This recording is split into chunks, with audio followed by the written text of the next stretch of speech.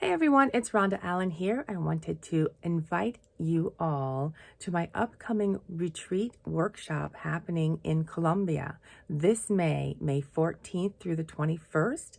Cards in Colombia, expanding your tarot landscape. So what we're looking to achieve in this week's program is stepping outside of our normal area.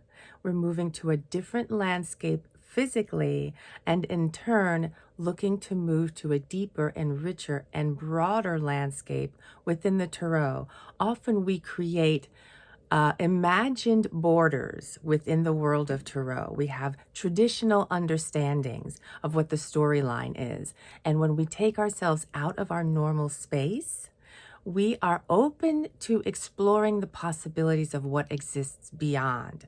So in this full week retreat, we will have 4 full days of classes, as well as a few days of time to explore and enjoy the scenery and enjoy the land. We'll be connecting with the energy of that space as well, and many of the rich stories that come out of that area. So I invite you again to join us May 14th through 21st this year, 2023, and I look forward to seeing you there.